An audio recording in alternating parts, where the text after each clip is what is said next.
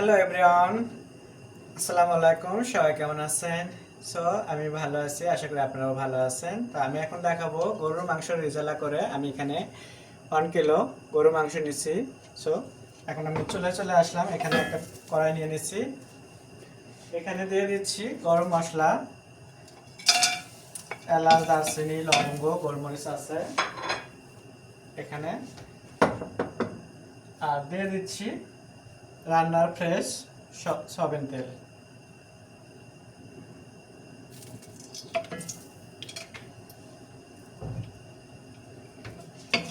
গরম মশলাটাকে আমি তেলের সাথে ভেজে নিলাম। আর এখানে দিয়ে দিচ্ছি পেঁয়াজ কুচি।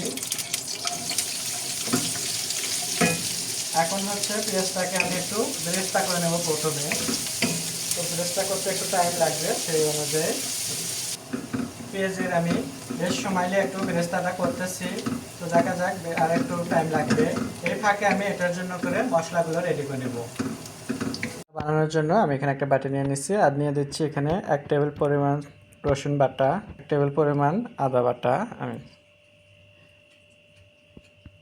কম হবে, আমি এখানে মরিচ পাউডার হাফ চামচ দিচ্ছি, যেহেতু এটা আমাদের অনেক ঝাল। হাফ চামচ হলুদ পাউডার দিচ্ছি, হাফ চামচ জিরে পাউডার, হাফ চামচ ধনে পাউডার, হাফ চামচ আছে একটু কম গোলমরিচ পাউডার, বাসায় বানানো জয়িত্রী গুঁড়ো, সামান্য জয়ফল গুঁড়ো। সব ধরনের মশলাগুলো নিয়ে নিলাম, দিয়ে দিচ্ছি আমি এখানে পানি। তো আমার হয়ে গেল এখানে গরুর মশলার রেজালার, গরুর মাংস রেজালা রান্না করবো তার মশলা। সো এদিকে আমি পেঁয়াজ ভাজতেছি, আর এই ফাঁকে আমি এটা মশলাগুলো সব এক করে নিলাম। তো যাই হোক, মশলাটা আমার রেডি হয়ে গেল। আর এখানে নিয়েছি কিশমিশ আর হলকার বাদাম, এটাকে একটু আমি ব্লেন্ডার করে বেটে নিচ্ছি। আর থাকছে টক দইটা আমি পরে দেখাবো। যাই হোক, এখন আমি চলে যাচ্ছি আবারও চুলোতে আমি পেঁয়াজ বেরেস্তা করতেছি, ওটা দেখাবো। এদিকে পেঁয়াজ বেরেস্তাটা আমার হয়ে গেছে, আর মশলাটাকে তো রেডি করে নিলাম এই ফাঁকে। তো আমি পেঁয়াজটাকে আমি একটু তুলে নিব, চুলাটা কমে দিয়ে আমি একটু তুলে নিচ্ছি এখান থেকে। এটা হলো লাস্টে আমি আবার ইউজ করব। এখানে সুন্দর একটা ঘ্রাণ এসে গেছে গরম মশলা, দেখতে পাচ্ছেন।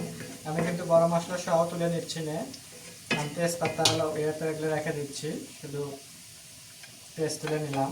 তো এটা আমি লাস্টে ইউজ করব। আর মশলাটা আমি রেডি করে রাখছি, এখন আমি এই মশলাটাকে অ্যাড করে দিচ্ছি।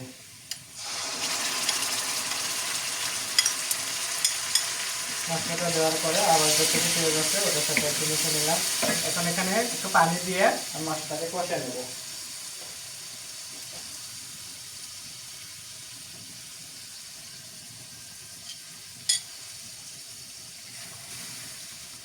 আমি এখানে দিয়ে দিচ্ছি মশলা কষানোর জন্য গরম পানি। এখন আমি এটাকে ভালো করে মশলাটাকে একটু কষায় নেব। সময় নিয়ে আমি মশলাটাকে একটু কষাচ্ছি। তো এখানে একটু তেল লাগবে, যেহেতু আমি ভাজার সময়ও তেল দিইনি, পেস্টটা যখন ভাজছি। তো আমি এখানে একটু সরষের তেল দিয়ে দিচ্ছি। আমি ফার্স্টেই দিয়ে দিচ্ছি সরষের তেল, এই কারণে যে সরষের তেলের ঘ্রাণটা যেন পুরোপুরি চলে যায়, সেজন্য করে আমি ফার্স্টে দিয়ে দিচ্ছি মাংস দেওয়ার আগে। এখন আমি এটাকে দিয়ে আবারও একটু কষে নিলাম।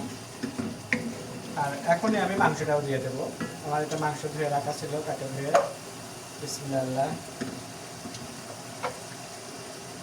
এখন মাংসটা দিয়ে সুন্দর করে নাড়াচাড়া দিতে হবে, এটাকে ভালো করে কষানোর জন্য করে। এটা হলো গরুর মাংস রেজালা। এভাবে একবার আপনারা বাসায় রান্না করে দেখবেন নিজের মতো করে, তাহলে দেখবেন যে খুবই মজা লাগবে। এটাতে যে মশলাগুলো দিচ্ছি সেটা তো আপনারা দেখলেন শুরু থেকে। আর এটার জন্য কিন্তু আরেকটু মশলা আছে, যেটাও আমি ভিডিওতে দেখাইছি, যেমন মশলাটা করা হয়। ওখানে একটু বাদাম বাটা আছে, কিশমিশ বাটা, ওটা আমি মাংসটা একটা হাফ সিদ্ধ হয়ে গেলে তখন দিয়ে দেবো। তো এখন ভালোভাবে মাংসটাকে কষিয়ে নেব। মাংসটা আমি ঢাকনা দিয়ে কিছুক্ষণ একটু কষা নিলাম। এখান থেকে দেখতে পাচ্ছেন পানি বের হয়েছে। আমার মনে হচ্ছে মাংসটা খুব তাড়াতাড়ি একটু সেদ্ধ হয়ে যায়, তো পানি লাগবে না এখানে। তা আমি এখনই এখানে দিয়ে দিচ্ছি একটু লিকুইড দুধ দেব, তাহলে আর পানি দিতে হবে না। আমি এখানে দুধ দিয়ে দিচ্ছি।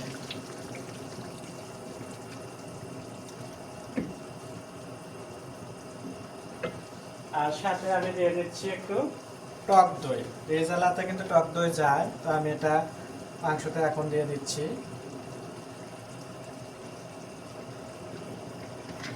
1.5 টেবিল চামচ পরিমাণ আমি এখানে টক দই দিলাম, দিয়ে এখন ভালোভাবে মাংসের সাথে এটাকে মিশিয়ে নেব। নিয়ে ঢাকনা দিয়ে আমি একদম লো হিটে এটাকে আমি 40 থেকে 50 মিনিট রান্না করে নেব। তাহলে আমার এটা মাংসটাও সেদ্ধ হয়ে যাবে আর মাংস একদম তেলের উপরে উঠে আসবে। কিন্তু তখন আমি যে বাদাম বাটা রাখছি ওটা দেবো, আর পেঁয়াজ বেরেস্তা করে রাখলাম এটা আমি দিতে হবে লাস্টের দিকেই। তো যাই হোক, রান্না গরুর মাংস একটু টাইম লাগে, টাইম নিয়ে রান্না করতে হয়, তাহলে না গরুর মাংসের স্বাদ হবে। আমি মশলাটাকে এখন যে ভালোভাবে দই ইয়েতে কষে নিলাম, এখানে দেখতে পাচ্ছেন। ঢাকনা দিয়ে আমি এখন রেখে দিব।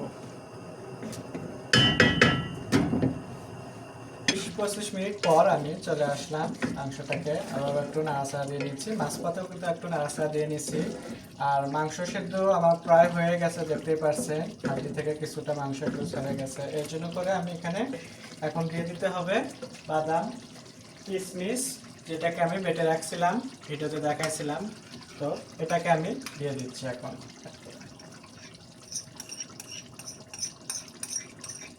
আর রেজালার কালার আপনারা কেমন চান সেটা আপনাদের উপর ডিপেন্ড করবে। আপনারা এখন লাল চাচ্ছেন নাকি একটু সাদা সাদা চাচ্ছেন।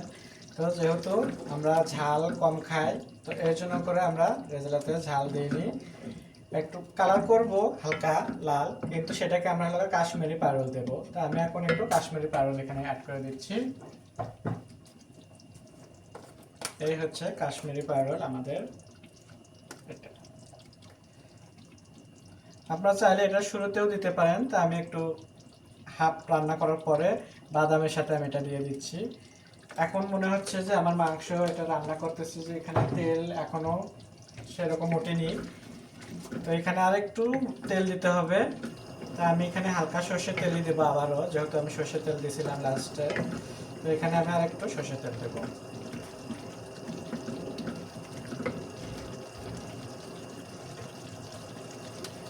সর্ষের তেলটা দিয়ে এখন ভালোভাবে মাংসের সাথে কিন্তু আমি মিশিয়ে নিচ্ছি। আর দেখতে পাচ্ছেন, আর এটা আমি আর 8-10 মিনিট জাল করলে এটা সুন্দর একটা কালার এসে যাবে। কিন্তু রেস্তাটা আমি আরেকটু পরে দিচ্ছি। তো এইভাবে আমার আজকের হয়ে যাচ্ছে গরুর মাংসের রেজালা। আশা করি আপনাদেরও ভালো লাগবে, আর বাসায় আপনারাও এভাবে করে খাবেন, দেখেন খুবই মজা। আমি এটাকে আবারও একটু ঢাকনা দিয়ে ঢেকে রাখতেছি কিছুক্ষণের জন্য। কিন্তু হয়ে গেছে মাংস রান্না করা, দেখতেই পাচ্ছেন। আমি ঢাকনাটা তুলে নিলাম, একদম মাংস সেদ্ধ হয়ে গেছে, আর কালার একদম ফাটাফাটি, যেমনটা আমি কালার চেয়েছিলাম তেমনটা আসছে। রেজালা মানে এরকম কালারই হতে হবে। আমি আপনাদেরকে কড়াইটা একটু দেখাবো কালার।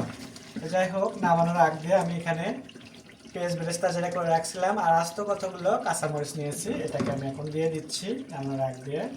আর অবশ্যই লবণ দিতে ভুলবেন না, লবণ ছাড়া কিন্তু তরকারি স্বাদ হবে না। আমি কিন্তু এখানে ক্যামেরার মধ্যে লবণ দেওয়া দেখাইনি, কিন্তু ক্যামেরার অফ সাইডে আমার লবণ দেওয়া আছে এখানে, যেটাকে দেখানো হয়নি, আমি বলে দিচ্ছি। তো আমি এখানে লবণ দিচ্ছি, টেস্ট দেখলাম, খুবই স্বাদ হয়েছে। রেজালা মানে তো এরকম হতে হবে। এখানে নামানোর আগ দিয়ে একটু চিনি দিতে হবে, যেহেতু টক দইটা থাকে, টক দইটাকে একটু ব্যালেন্স করার জন্য করে, আর চিনির একটা ফ্লেভার সুন্দর একটা স্বাদ আসে, সেই জন্য করে এটা দিতেই হবে। তো আমি এখানে দিয়ে দিলাম 1 স্পুন, দিয়ে আমি এটাকে এখন নাড়াচাড়া দিয়ে আমি চুলা অফ করে দিয়ে দেবো। তো আমার হয়ে গেল, আশা করি আপনাদের ভালো লাগবে। আপনাদের যদি ভালো লেগে থাকে, স্বাদ ও স্বাদের গল্পের সাথেই থাকবেন, বেশি বেশি করে শেয়ার ও কমেন্ট করুন, নতুন নতুন ভিডিও দেখার জন্য সাথেই থাকবেন কিন্তু। আর আমি এখন দেখাই দিচ্ছি আপনাদেরকে মাংস কালারটাকে, কত আপনার ক্যামেরাতে ওখানে একদম ফাটাফাটি একটা কালার এসে গেছে। সো আমি তারপরেও একটু আপনাদেরকে কেমন কালারটা দেখাচ্ছে, দেখতেই পারছেন। বাসায় কিন্তু আপনার একবার হলেও এইভাবে আপনারা রেজালা করে দেখেন, যে খুবই স্বাদ হবে একদম। আমি একদম আপনাদেরকে পুরো পারফেক্ট মশলা দেখালাম, যে এরকম কোনো কাটছাট নাই ভিডিওতে। অন্যের ভিডিও যখন দেখবেন তখন দেখবেন যে একটু কাটছাট করে কিন্তু দেখাচ্ছে, আমার ভিডিওতে কিন্তু এরকমটা নাই। যাই হোক, সবাই ভালো থাকবেন, আল্লাহ হাফেজ।